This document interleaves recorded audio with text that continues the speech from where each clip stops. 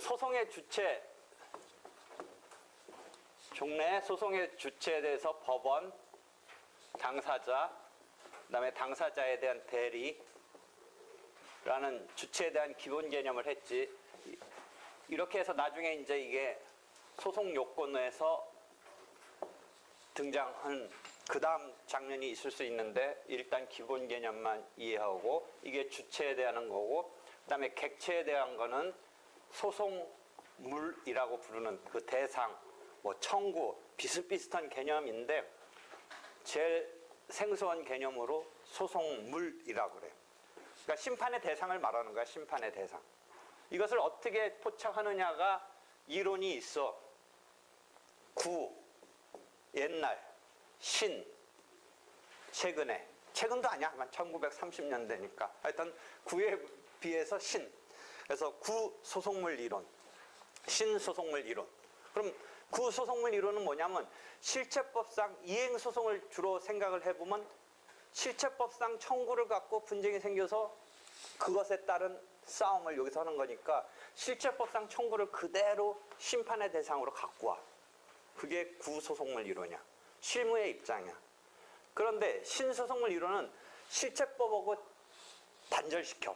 소송법 나름대로 대상을 삼으려고 그래. 그럼 그게 잘 추상적인 이야기니까 구체적 어떤 예를 하나 들어볼게.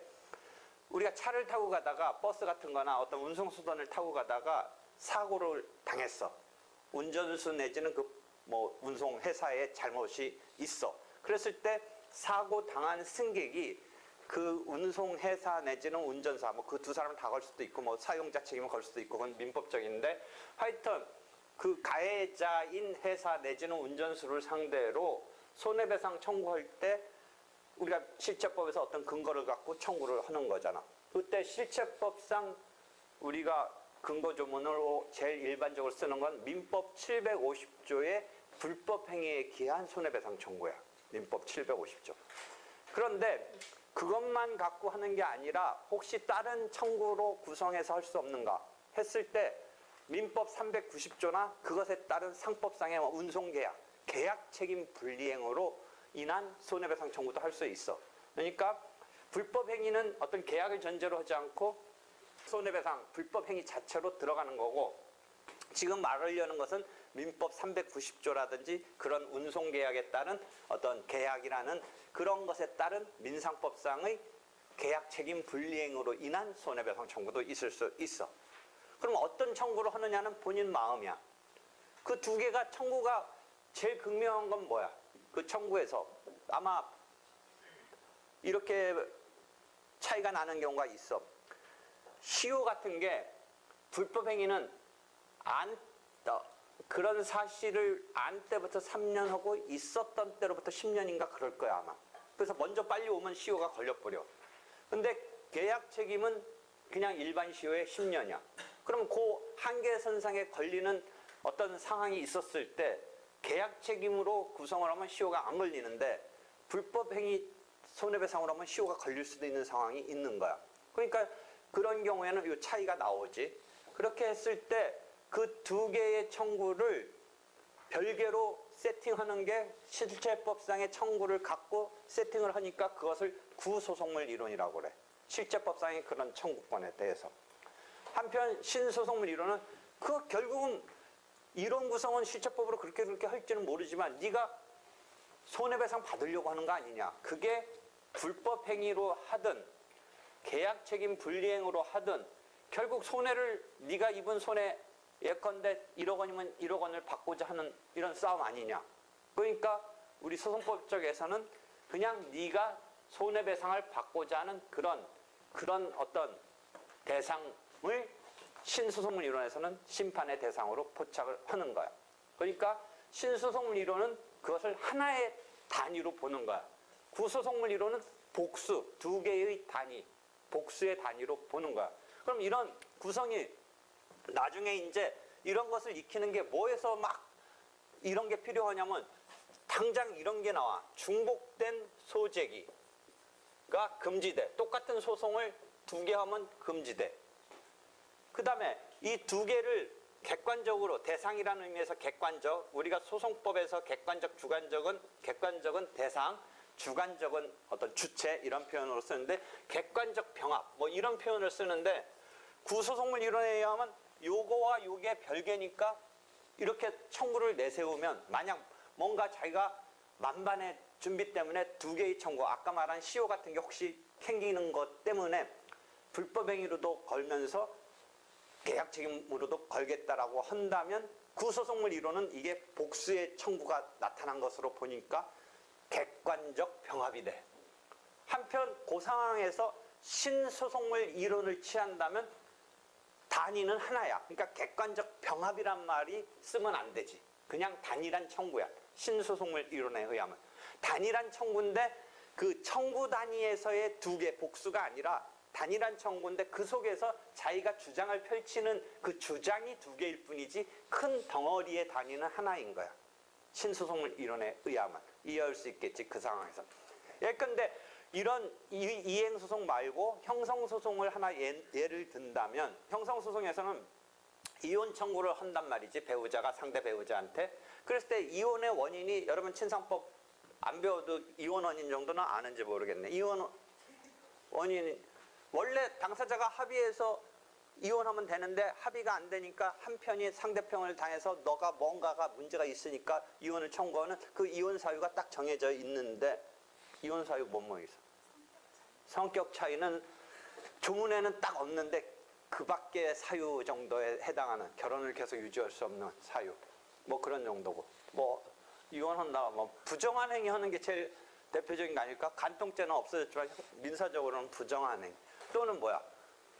장인 장모 뭐 시어머니 시아버지한테 막 부당한 대우를 했다거나 거꾸로 그쪽으로부터 부당한 대우를 받았다거나 좀 황당한 건 아닌데 요새 세상에 뭐 그래도 요새 악의의 유기 그런 이혼 사유가 있는데 구소송물 이론은 그 하나의 800 몇 조에 가서 보면 민법의 그 친족법 가면 지금 말한 그런 사유가 하나의 이혼 사유로서 대상으로 봐. 그러니까 예컨대 부정한 행위를 걸어서 내는 경우와 악의의 유기를 걸어서 내는 경우를 구소송물 이론에 의한 복수의 청구 대상으로 보는 거야. 한편 신소송물 이론은 그냥 너희 혼인관계를 해소하는 그 덩어리 하나로 보는 거야. 그냥 그 하나의 대상 속에서 뭐 부정한 행위를 청구해서 안 받아들일지 모르니까 악의의 유기라든지 아니면 뭐 기타 아까 뭐 혼인을 지속하기 어려운 이런 사유라는 그런 것으로 해서 이렇게 공격을 들어가는데 그거는 신소송물 이론을 취한다면 만약 심판의 대상인 소송물은 하나이고 그 각각은 그냥 심판의 대상 하나를 구성하는 주장하는 그런 단위 정도로만 봐주는 거야. 청구급으로 봐주지는 않는 거야. 그럼 청구와 주장 이런 얘기에서 한 건 나왔는데 처분권주의가 작동하는 건 그 청구급에서 작동하는 거고 변론주의가 작동하는 것은 그 하부 개념인 서브 개념인 주장 단위에서 작동하는 개념이니까 청구와 그 청구를 뒷받침하는 공격 방어 방법이라는 용어가 나와. 그러니까 신소송물 이론에 의한다면 개개의 어떤 이유를 대는 것은 청구는 하나고 주장 공격 방어 방법이 복수인 거지. 아까 손해배상에서도 신소송물 이론에 의한다면 청구는 하나고 그게 불법 행위로 들어가느냐 계약 책임 분리행위로 들어가느냐는 공격 방법이 복수일 뿐이지. 이해할 수 있겠지. 그렇게 해서 신소송물 이론, 구소송물 이론. 구소송물 이론이 실제 여기서는 실무의 입장인데 신소송물 이론은 학설에서는 오히려 다수적인 입장이고 하는 그런 상황이 펼쳐지니까 이런 게 막 되게 추상적인 관념적인 거라 독일적인 사고방식인데 다행히 여러분은 실무적인 것을 위주로 공부를 하니까 그런 정도 개념만 이해하고 실제 판례가 우리가 문제되는 이런 중복된 소재기에서 소송물이 어떻게 구성돼서 이걸 따져야 되느냐 객관적 병합에서 이걸 어떻게 따져야 되느냐 예컨대 소를 변경한다는 개념도 있어. 그러면 1번이란 청구를 했다가 아까 불법 행위에 기한 손해배상 청구를 하다 보니까 시효에 걸릴 것 같아. 그래서 10년짜리 시효라는 이런 것을 생각해서 계약 책임으로 이렇게 하나 더 붙일 수도 있어. 소의 객관적 병합은 처음부터 두 개를 내세웠다라고 할 때 상정되는 개념이고, 소의 변경은 뭔가 냈다가 추가한다 이런 개념으로 상정한다면, 불법행위 손해배상 책임으로 해서 막 하는데 이게 막 상대방이 반격하는 거 보니까 이거 시효에 걸릴 것 같아. 그러니까 계약 책임으로 해서 일단 안전하게 10년짜리 시효만으로 하는 세팅을 염두에 둬서 계약 책임 불이행을 붙일 수도 있어. 소를 그게 변경한다라는 거야. 추가. 물론 교체하는 변경도 있지만 추가하는 변경이라는 개념이 있어. 그렇게 했을 때 신소송물 이론에 의한다면 이게 소 변경이 아닌 거야. 신소송물 이론에 의하면 소는 큰 덩어리는 그냥 동일한 거야. 뭐만 바꾼 거야? 추가한 거야? 공격 방법만 추가한 거야. 공격 방법만. 그런 거야. 이해하겠지? 또 이게 이런 국면도 있어. 기판력. 기판력은 여러분 용어는 많이 들었지. 이렇게 해서 확정이 됐어. 결론이 나왔어. 그런데 또 그 반복적인 그 사건을 갖고 따져달라고 했을 때 등장하는 뭐 그런 개념이잖아. 그럼 봐봐. 자기가 불법행위에 기한 손해배상 책임을 청구했다가 패소했어. 근데 이번은 계약책임 불이행으로 해서 들어갔어. 그러면 구소송물 이론에 의하면 괜찮아? 안 괜찮아? 괜찮아? 안 괜찮아? 괜찮지. 왜? 조금 아까 말한 용어로 소송물, 심판의 대상이 틀린 거야.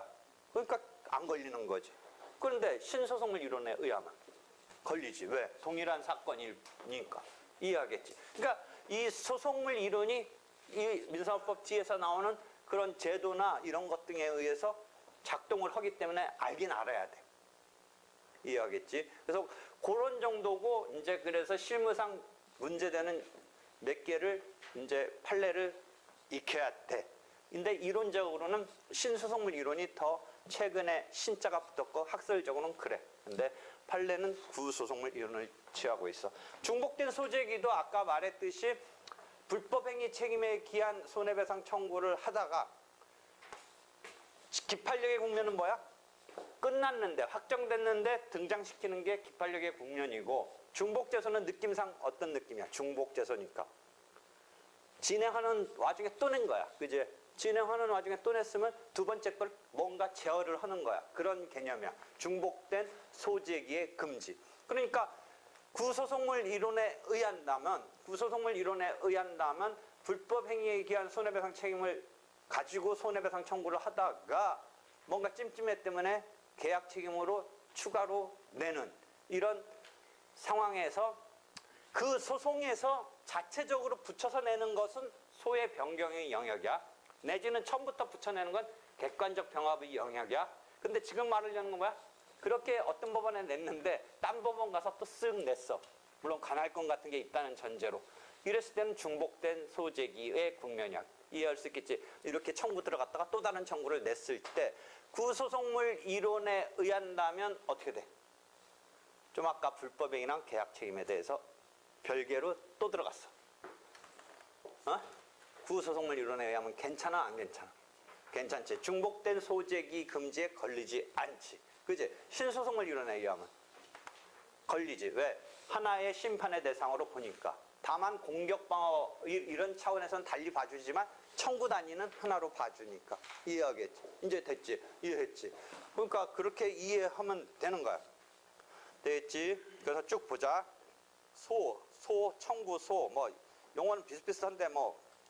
그래서 처분권주의 소송 절차의 개시에서 처분권주의가 작동하지. 심판의 대상을 제시해야 된다는 의미지. 당사자가. 법원이 직권적으로 안 한다라는 거지. 이렇게 해서 소장에 의해서 자기가 심판의 대상을 청구 취지와 청구 원인으로 구성되는 그 심판의 대상을 제시해야 된다는 의미. 그래서 소송이 개시된다는 의미. 처분권주의. 뭐 이런 얘기 조금 하지. 그래서 심판의 대상. 그래서 이런 소에는 기본적으로 이제 소송물 얘기하기 전에 객체인 소부터 조금씩 얘기해 주는 거야. 소의 유형은 이행의 소, 확인의 소, 형성의 소가 있다. 뭐 이런 거야. 이행의 소는 뭐 여러 번 주로 뭐 손해배상 청구, 금전 청구, 이전 등기 청구 뭐 이런 거지. 확인의 소송은 소유권 확인 소송, 채무 부존재 확인 소송. 이건 채무 부존재는 소극적인 의미에서, 어떤 적극적인 것은 소유권이 나한테 있다라는 식의 소유권 확인해소, 또는 채무 부존재 확인해소, 이런 게 있을 수 있지. 또 형성해소는 실체법의 어떤 형성적인, 우리가 일반적으로 여러분이 민법은 취소권, 형성권, 뭐 해제권 이런 거 하는데, 형성해소는 그런 게 내 의사에 의해서 되는 게 아니라 법원의 판결로 형성적인 취소, 해제 같은 그런 상황이 작출될 수 있는, 소송으로만 할 수 있는 것을 형성해소라고 하는 거야. 되겠지? 그런데 이게 형식적 형성해소라는 개념이 하나 나와. 이거 시험 문제 많이 나오는 그 카테고리야. 형성해소 다음에 특수하게 형식적 형성해소야. 형식적이라니까 실질적으로는 아닌데 형식적으로 형성해소급으로 해주려는 그런 게 있어. 그러니까 대표적인 게 공유물 분할 청구 등이 있는데, 그거는 당사자가 소송으로서 청구는 하는데 공유물을 어떻게 분할할 건지 등은 법원의 재량에 맡겨져 있어.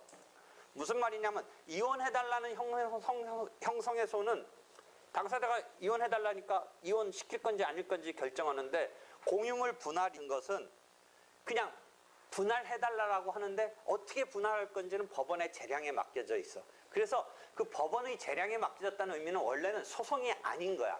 우리가 큰 카테고리에 우리가 지금 배우려는 소송과 소송이 아니라는 의미에서 비송이라는 개념이 있는데, 원래는 그런 거는 비송의 영역이야. 소송이 아니야. 소송은 당사자가 분쟁이 있기 때문에 이렇게 해달라고 하고 그 요청하고 있는 내용에 따라서 아까 처분권주의 등에 의해서 인정할 건지 말 건지 따져주는 건데, 이 비송은 법원의 후견 감독적, 또는 거기 재량이라는 표현도 나와. 재량, 후견 감독. 이때의 재량은 우리가 일반 소송에서 의미하는 재량이 아니라 그 결과 자체도 해달라는 거와 상관없이 자기네 생각대로 해준다는 의미에서의 재량이야. 그러니까 공유물을 분할, 당사자가 설사 이렇게 저렇게 쪼개달라고 해도 그거 무시하고 처분권제 적용이 없어. 그러니까 만약 이게 소송이라면 이렇게 저렇게 쪼개달라고 그러면 그렇게 해줄 거냐 아닐 거냐만 판단하면 되는 건데, 이 공유물 분할은 이렇게 저렇게 쪼개달라고 해도 법원이 생각할 때는 이렇게 저렇게 달리 쪼개는 게 더 낫다고 하면 그렇게 해줘도 된다는 의미야.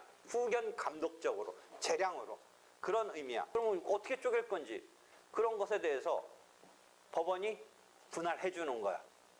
막 싸움이 났으니까 분할을 하려는 거지. 그래가지고 그 분할해달라고 하니까 법원이 안 되겠으니까 그냥 팔아서 뭐 분할해 줄 수도 있는 거고, 가격으로 그냥 시가에 따라서 3분절로 해줄 수도 있는 거고, 거꾸로 뭐 1층, 2층, 3층으로 하지 말고 세로로 쪼개서 건물을 세로 쪼개는 좀 웃기겠지만 뭐 하여튼 그렇게 저렇게 해주는 것이 가능하다는 얘기야.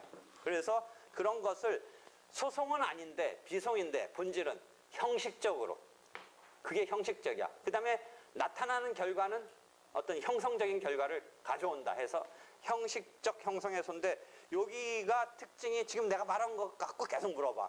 처분권자의 적용이 없다. 당사자 신청에 구애되지 않는다. 재량으로 판단한다. 이런 거 갖고 계속 물어봐. 공유물 분할해소나 경계 확정해소 등에 있어서는 당사자가 요청한 내용과 관계없이 경계 확정 같은 경우를 예를 든다면, 이렇게 땅이 인접한 사람 사이에 경계가 막 뭐냐 놓고 싸움이 났어. 그랬을 때 경계를 확정해달라고 하면 법원이 경계를 어디다라고 확정을 해주는 거야. 당사자가 설사 자기가 원하는 이런 식으로 잘라서 해줘야 된다고 해도 그거에 구애받지 않아. 만약 이게 소송이면 어떻게 되냐면, 이렇게 저렇게 잘라달라고 했을 때 그게 아니면 받아들이지 않으면 되는 거야. 소송이었다면 이렇게 두 필지가 이렇게 인접해 있는데, 이 사람 입장에서는 여기까지가 자기 땅인 것 같아서 이렇게 경계 확정해달라고 해도 법원은 이렇게 해줘도 되고 이렇게 해줘도 되고 이렇게 해줘도 돼. 그 당사자가 경계 확정을 해달라는 것에 구애되지 않는다는 특징이, 그게 비송의 특징인데, 실질적으로는 왜 싸우겠어? 소유권의 범위를 놓고 싸우는 게 경계 확정으로 나타났기 때문에 실질은 소송은 아니긴 하지만, 실제 싸움의 내용을 보니까 소송급에 해당하는 다툼이 있다고 보이는 것이다 해서 이것을 형식적 형성의 소급으로 분류해서 교과서에 한 번씩 설명을 해. 본래는 근데 비송이야. 본래는 소송이 아닌 거야. 그런 내용이 형성의 소에서 공유물 분할의 소랑 경계 확장의 소 등에서 예를 들고 있네. 민법적으로 등장하는 공유물 분할 이렇게 하는 게 물권법 어디에 있어. 근데 그게 당사자끼리 합의가 안 되면서 분할을 청구하는 이런 사건에 대해서 법원이 후견감독적으로 하는 건데, 재량에 의해서 정해주는 건데, 실질의 싸움의 내용을 가만 보니까 예컨대 공유물 분할 같은 경우, 예컨대 경계확정 소송 같은 경우에 그 실질에 비춰서 뭔가 다툼의 내용이 소송급의 그런 다툼이 내재돼 있는 것이다 해가지고 소송으로서 형식적으로 형성의 소라는 카테고리로 우리가 부르는 거야. 그 특징은 처분권주의 적용이 없이 법원이 재량으로 하는 것이다. 그 의미는 당사자가 요청한 어떤 공유물 분할해달라는 그런 요청 또는 경계를 이렇게 저렇게 해달라는 요청과 관계없이도 할 수 있다라는 거야. 관계없이도. 그런 개념이 있고, 그래서 일반적인 교과서에 처음에 보면 그 다음 페이지에 비송이라는 개념을 설명을 해. 지금 나는 여기서 처음 비송이라는 얘기를 하는데, 일반적인 교과서는 처음에 소송, 비송 뭐 이런 개념을 설명하는데, 지금 소송도 다 모르는데 비송 얘기하는 게 처음부터 나오니까 좀 그렇긴 한데, 그래서 여기서 내가 비송은 우리가 배우려는 건 지금 소송이지 비송을 배우려는 게 아니니까 잠깐 여기서 소개는 하고 있는데, 보통의 교과서, 여러분 일반적인 교과서는 참 서론에 소송과 대비되는 비송 이런 것을 이야기를 해. 그래서 여기까지 이야기하고, 그 다음에 항목 밖에서 소송물, 좀 아까 설명했어. 구소송물 이론, 신소송물 이론, 막 관념적인 거야. 독일의 되게 이시훈, 여러분이 내가 가끔가다 얘기하는 그 선생님의 박사 논문이 신소송물 이론이야. 1970년. 근데 이미 독일서 1900 초반 막 이런 것을 그때 수입했달까 공부하셔가지고 박사 논문을 썼는데, 그래서 학설은 신소송물 이론이 더 많이 있고 한데 다수인데, 나는 그때야 막 이런 제도에 따라서 이 제도 자체의 취지에도 있기 때문에 이 제도의 취지와 심판의 대상이 이 제도마다 어떻게 결정되는 게 적절한 건가까지를 고려해서 나의 소송물 이론은 상대적 소송물 이론이야. 상대적 소송물 이론이야. 뭐냐면 이런 먼저 이걸 딱 정해놓고 여기다가 틀을 맞추려니까 또 막 이게 잘 안 되는 거야. 이게 딱 정해져 놓고 여기 와서 해보려니까. 그러니까 여기서 변형을 일으키는 수밖에 없어. 그래서 이런 거 소송물 이론을 전제로 뭔가 따져봐야 될 때 그때 어떤 좀 더 적합하게 구성해서 그 틀을 맞춰서 취지에 따라서 판단을 하고자 하는 상대적 소송물 이론이야. 그 다음에 2-79 옆번호 봐봐. 그래서 이 소송물이 여러 군데 실제 관여해. 중심축으로서 관여돼. 그래서 당사자가 신청한 사항 처분권주의 조문인 203조. 그럼 신청한 사항이 뭐냐라고 따져야 그걸 넘어서는 판결할 수 있다 없다 막 이런 처분권을 따질 때 그 대상이 뭐냐라고 정해지는 것에 따라서 이게 되는 거지. 그치? 객관적 범위 기판력에 그럴 때 아까 얘기했듯이 쓰일 수 있지. 소의 객관적 병합에서 쓰일 수 있지. 중복된 소재기의 금지에서도 쓰이게 되지. 청구의 변경에서도 쓰이게 되지. 그 다음에 제소금지가 하나 나오네. 비슷비슷한데 중복된 소재기 금지, 기판력. 그 다음에 요거는 제소. 이건 좀 더 특수한 경우인데 제니까 또 한 번이니까 중복된도 또 한 번인 것 같고 기판력도 또 한 번인 것 같은데, 제소는 뭐냐면 소를 냈다가 취하를 해. 소를 취하하면 소송 없었던 것이 되니까 다시 또 뭔가 관련 있는 게 등장하면 중복된 소재기도 아니고 기판력도 아니야. 왜 그러냐면 냈다가 중복된 소재기는 냈다가 계속 중인데 또 어떤 게 비슷한 게 나올 때의 국면이 중복된 소재기지. 기판력은 어떤 냈던 사건이 결론이 났는데 또 그거 갖고 따져달라고 할 때 기판력의 국면이지. 근데 제소금지는 냈다가 거두었어. 그러니까 또 비슷한 거 하나 내면 중복된 국면도 아니고 기판력 국면도 아니야. 그런데 그때 또 통제하는 개념이 하나 있어. 제소금지. 그게 통제가 되는 영역일 때 그걸 제소금지한다고 그래. 그럼 그때의 제소금지는 역시 동일한 사건을 전제로 하지 별개의 사건이면 뭐 굳이 우리가 얘기할 필요는 없는 거지. 그러니까 소송을 냈다가 소를 취하하면 다시 등장시켰을 때의 국면이 제소인데 이건 무조건 금지시키지는 않고 여러분이 나중에 가서 배울 개념인데 항소심에서 1심 말고 항소심에서 1심 판결까지 받아놓고 항소심에서 조차도 1심 판결 받은 것을 취하할 수가 있어. 그러니까 원고가 소송을 냈다가 소를 냈다가 졌어 1심에서. 그럼 일단 항소를 해. 그리고 항소심에서 다시 싸워서 이기고자 하는 그런 것 때문에 항소를 했겠지만 진 입장에서는 근데 거기서 소를 취해버리면 어떻게 되냐면 1심 판결까지 포함해서 애초로 다 돌아가서 없어져. 그러니까 법원이 판결해 준 것이 자기 의도로는 불만인지 뭔지 때문인지는 알 수 없지만 거기서 안 하겠다고 해버리면 어디까지 가서 다 없어지냐면 애초 1심 처음에 소 낸 것부터 다 없어져. 근데 이 사람 의도는 그 다 없애고 다시 소송을 냈을 때 1심 판결을 받고 난 항소심 단계에서 소취하에 있어서는 이런 룰이 작동을 해.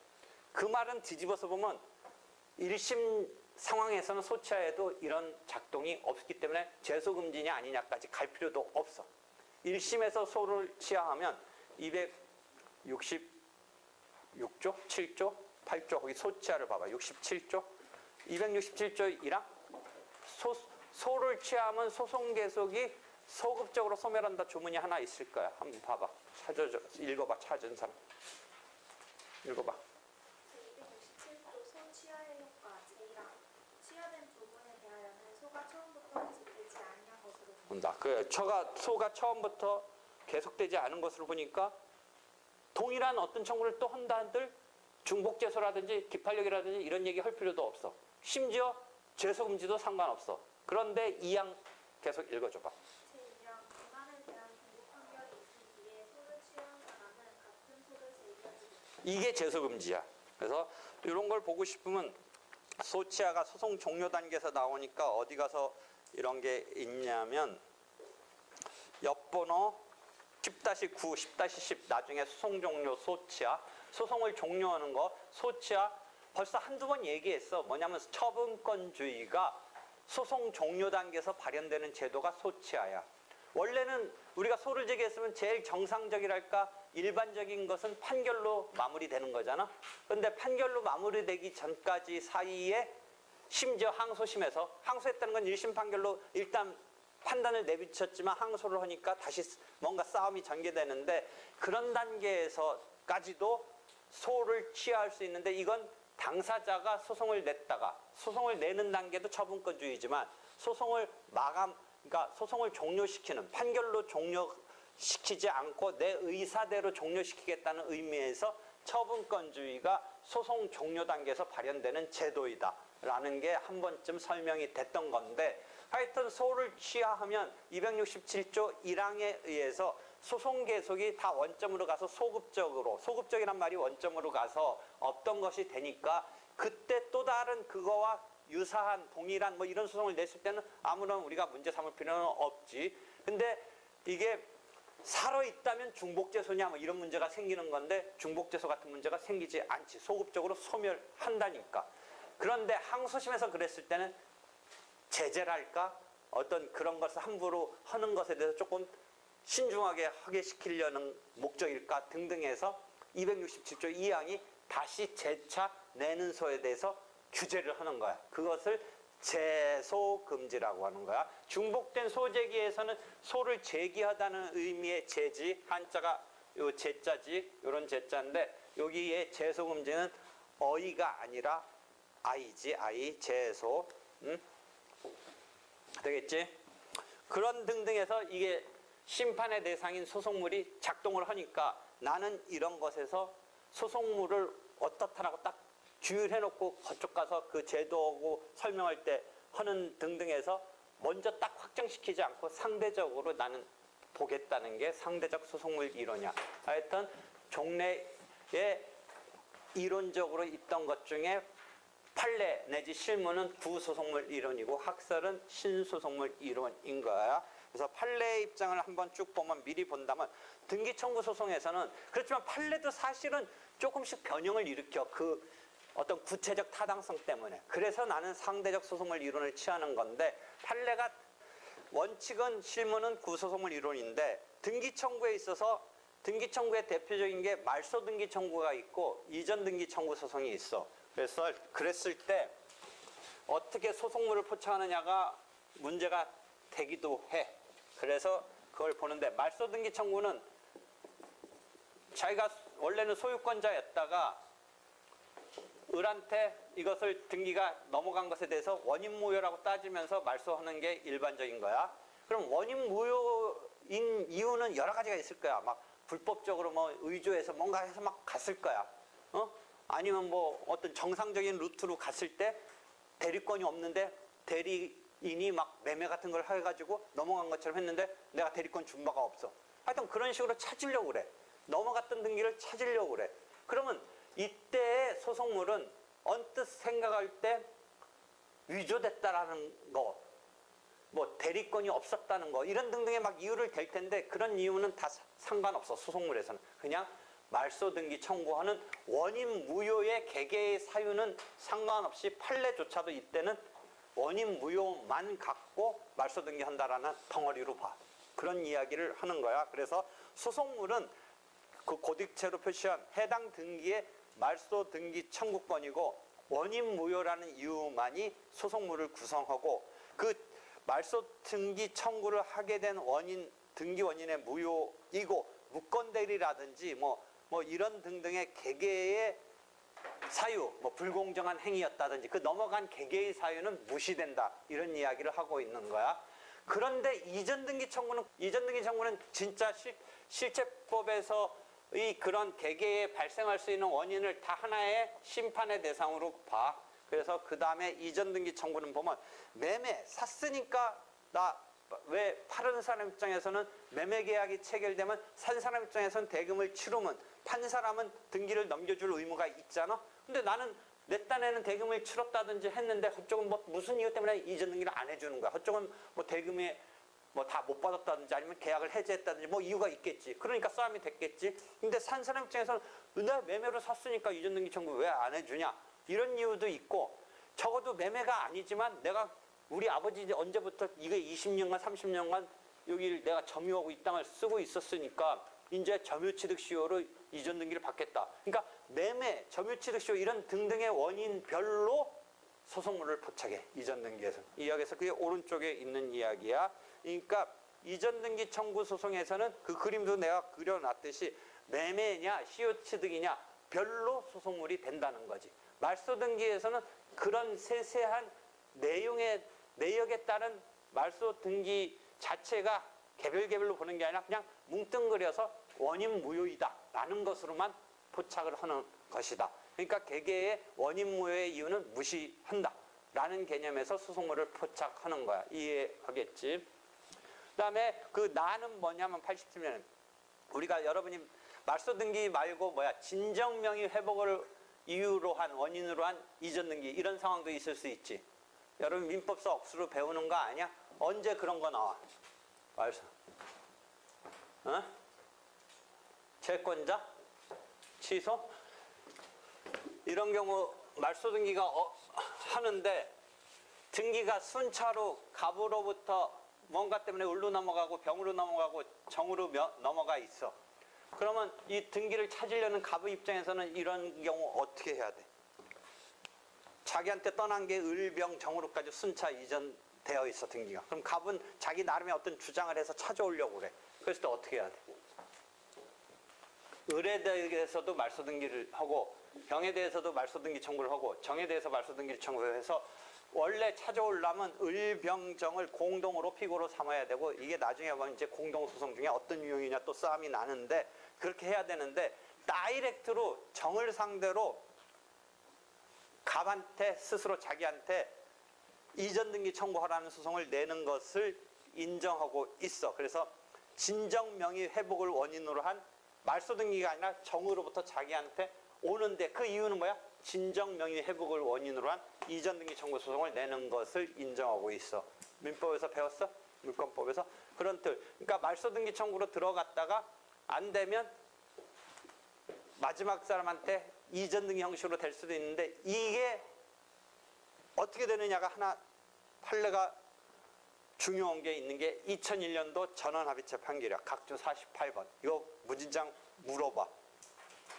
원래 말소 등기 청구와 이전 등기 청구는 등기의 이 속성이 틀리기 때문에 그냥 딱 보면 별개의 소송물이야. 그러니까 기판력 같은 게 걸리지 않는 거야. 별개의 사건인데 이 경우는 지금 그림에서 봤듯이 말소 등기 청구에 있어서의 형태와 이전 등기 형태라는 등기 형태는 틀리게 하고 있지만 그 실질을 보면 말소 등기적인 실질을 갖고 있어. 그래서 진정 명의 회복을 원인으로 한 경우에 있어서 그러니까 판례가 왜 그런 생각을 했냐면 말소 등기 청구를 한 거랑 진정 명의 회복을 한 거랑 이게 똑같은 건데 만약 이게 기판력에 걸리지 않는다고 한다면 두 번 또 싸움을 벌리는 거가 인정되는데 그래가지고 이 두 번 싸우는 것에 대해서 원고 측이 나쁜 사람이라서 이걸 두 번 싸우는 것을 인정하는 것은 별로 법감정에 맞지 않는다고 생각하는데 이론적으로는 말소 등기 청구랑 이전 등기 청구가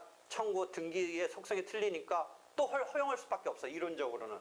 그래서 2001년도 전원합의체 판결이 이걸 못하게 묶어야겠다고 하면서 등장시킨 게 실질상 동일한 사건이다. 동일한 사건이다. 이런 구체적 타당성 있는 이런 논리를 세운 거야. 그래서 보면 말소 등기 가름하에 허용되는 진정명의 회복을 원인으로 한 소유권 이전 등기 청구권.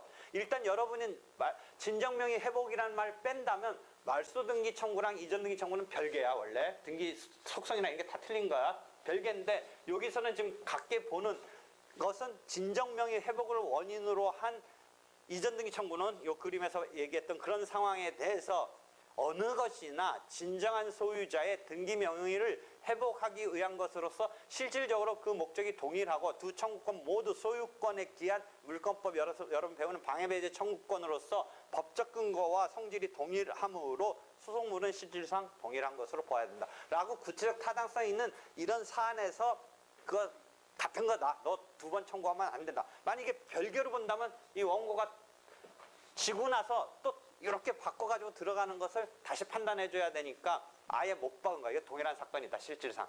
너 두 번 하면 안 된다. 라고 규제할 필요성이 뭔가 있었던 사안이야. 구체적 타당성이 필요했던 상황이기 때문에 순수한 법리적으로 보면 계속 반복되지만 말소 등기 청구랑 이전 등기 청구는 별개여야 된대. 뭐 이건 뭐 소송물 이론을 떠나서 뭐 이 속성이 완전히 틀려버린 건데 그것을 갖다가 같은 사건으로 쓰기 위해서 놓은 거를 방해배제 청구권으로서 실질상 동일한 이런 사안을 보면 이해되겠지. 결국 말소에서 와야 되는 건데 그걸 마지막 사람한테 진정명의 회복을 원인으로 해서 이전 등기로 바꾸자 하는 이 청구를 또 인정한다면 두 번 동일한 실질상 청구를 행사하는 꼴이 되니까 이걸 규제하기 위해서 실질상 동일한 소송물이다라고 하면서 전원합의체 판결이 그 전의 판결을 바꿔버리면서 이 사건의 당사자한테 이렇게 족쇄를 채우는 어떤 구체적으로 필요성 때문에 했던 판례인 거야. 이해되겠지? 그 다음에 소유권에 기한 반환 청구와 점유권에 기한 반환 청구는 구소송물 이론 등의 실무에서 본다면 별개의 소송물이지. 그 다음에 이건 신체 상해로 인한 거는 이제 일반적인 금전 청구인데 여러분이 채권법을 지금 배우고 있으면 불법행위에 기한 손해배상에서 인신사고, 교통사고 등 어떤 사람이 다치는 손해배상을 청구할 때 어떻게 청구하냐면 금액적으로는 청구 취지에는 토탈 1억 원이면 1억 원의 손해배상 청구를 하지만 그 구성을 실질적으로 보면 어떻게 되겠어? 우리가 손해의 내용은 인신사고로 인한 손해의 내용은 어떻게 되냐면 일단 재산적인 청구가 있고 정신적인 청구가 있어. 정신적 손해에 대한 청구가 있어. 이걸 의자료라고 하는 거죠, 우리가. 그다음에 재산적 손해에 대한 청구는 적극적 손해와 소극적 손해가 있어. 그럼 적극적 손해는 뭐야? 다쳤기 때문에 치료비. 치료비를 가해자가 내준 게 아니고 자기가 일단 냈어. 적극적으로 자기가 손해 본 거야. 그러니까 돌려받아야 돼. 그런 걸 재산적 손해 중에 적극적 손해야. 그다음에 재산적 손해 중에 소극적 손해는 그럼 뭐냐? 일실이익이라고 불러. 소극적, 일실. 잃어버린 거야. 내가 다쳤기 때문에 그렇게 해가지고 이게 무슨 능력이 이제 저하돼서 수입이 감소하는 거야. 그것을 일실이익이라고 그래. 일실이익. 그러니까 이 사고로 다쳐서 회복이 돼서 원위치가 됐으면 그냥 그때 입원비와 회복될 때까지 치료비만 받으면 되겠지만 회복이라는 의미는 좀 그렇지 않지만 하여튼 이렇게 해서 일단은 치료는 마무리됐는데 뭔가가 남어. 그것을 장애율이라고 그래. 또는 노동능력 상실률이라고 그래. 민법에서 여러분 배우는 거야. 그러니까 그 사람이 치료 같은 건 끝났는데 후유장애가 남어. 그러면 그 장애 상실률을 예를 들어 20%라는 게 무슨 의미냐면 이 사람이 100만 원 월급을 받던 것을 20만 원을 못 버는 거야. 그런 어떤 기능이 저하돼서. 그러니까 그게 20만 원 못 버는 걸 보상받아야 돼. 배상받아야 돼. 그것을 일실이익이라고 하는 거야. 그렇게 해서 일실이익을 따지는데 여러분이 죽으면 어떻게 되겠어? 적극적 손해 같은 건 장례비 같은 거 받아 300만 원. 여러분이 죽는다면 좀 미안하다. 하여튼 어떤 사람이 죽었을 때 장례비 받아 장례비 300만 원. 그 다음에 그 가족이나 이런 사람들도 한 200~300만 원씩 받고 그 본인은 죽는 것의 어떤 상황에 따라서 2천만 원이나 3천만 원 이런 의자료가 발생하고 그 의자료가 여러분 이제 죽는 순간에 누구한테 막 상속이 된 거야. 죽는 사람이 막 죽는 순간에 0.1초 사이에 내 의자료 하고 죽었다고 치는 거야. 그지? 그러고 죽으면서 상속이 되는 거지. 그런 논리잖아, 그게. 그래가지고 가족 등은 자체 의자료 200~300만 원, 200~300만 원에다가 죽은 사람의 상속인으로서 그 2천만 원, 2천만 원 의자료를 상속분에 의해서 받는 거지. 그렇잖아? 그런 게 되는 거야. 그 다음에 소극적인 일실이익은 죽은 사람은 죽었으니까 일실이익은 100% 죽는 순간 발생하는데 실은 얼마만 쳐주냐면 3분의 1은 그 사람이 살았을 때 생활비로 쓴다고 그래서 3분의 2만 쳐줘. 그 사람 받을 수 있는 월급이 다 날라갔잖아, 죽으면서. 그치? 그러니까 3분의 1 정도는 날려줘. 생활비로 쓴다고 해서 3분의 2야. 그래서 3분의 2 정도로 해서 일실이익이 계산돼. 그러면 그 일실이익은 뭐야? 그 사람이 받던 월급과 지금 노동 능력이 상실된 게 아까 말한 케이스 뭐 20% 지금 죽었을 때는 100에서 3분의 1을 빼는 뭐 그런 상황에서의 노동 능력 상실에서 계산되는 건데 중요한 건 여기 가동연한이라는 게 있어. 이 사람이 지금 사고를 당해가지고 그런 월급을 정년 때까지 버는데 못 버는 거야. 지금 일실된 거지. 노동 능력이 상실돼서 매달 100만 원 받던 월급을 20% 상실됐으면 20만 원씩 덜 버는 거잖아. 그게 언제까지야? 그 사람이 그 일을 정년시까지 못 버는 거잖아. 물론 이제 그 뒤에 노동 능력이 20% 상실됐다고 했는데 나중에 가서 보면 노동 능력이 살아나기도 해. 사람이 그때 당시에는 그렇게 해서 내 팔이 이렇게 해서 못 하는데 어떤 순간에 나섰어. 근데 지금 판단할 때는 이게 영구적 장애라고 해서 남을 줄 알았는데 그렇게 해서 어떻게든 어떤 뭐 불가사의적으로 이게 됐어. 그러면 다시 따져야 되지. 그런 케이스가 있어. 이런 식으로 손해를 청구하는데 소송물 이론을 떠나서 판례는 요 세 개를 손해 3분설로 봐.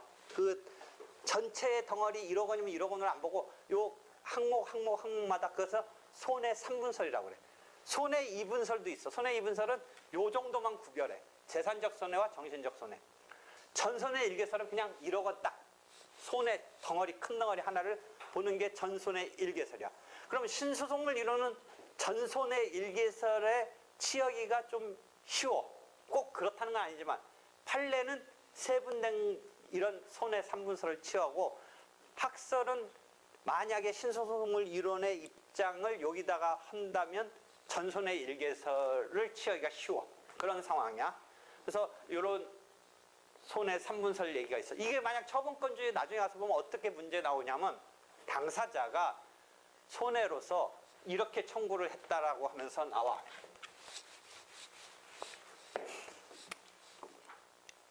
적극적 손해 1억 원을 청구했는데 적극적 손해 1,000만 원, 소극적 손해 7천만 원, 위자료 2천만 원을 청구했는데 법원이 보니까 이 일실이익을 한 6천만 원밖에 못 인정하겠어.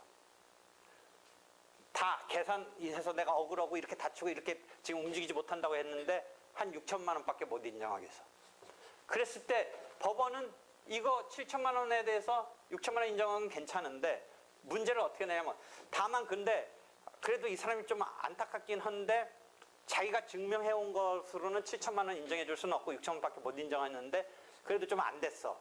증명할 수 있는 건 여기 한계가 있어서 이렇게밖에 못해. 그래서 이 사람한테 요거를 좀 더 올려줘서 3천을 해서 토탈은 또 똑같게 해서 판결을 했다라는 식으로 문제를 내.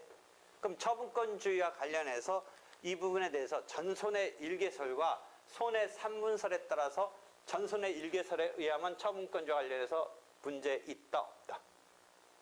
문제 없다. 만약에 손해 3분설에 의하면 문제 있다 없다? 어느 면에서? 2천만 원, 정신적손해 2천만 원 정도로. 그렇지.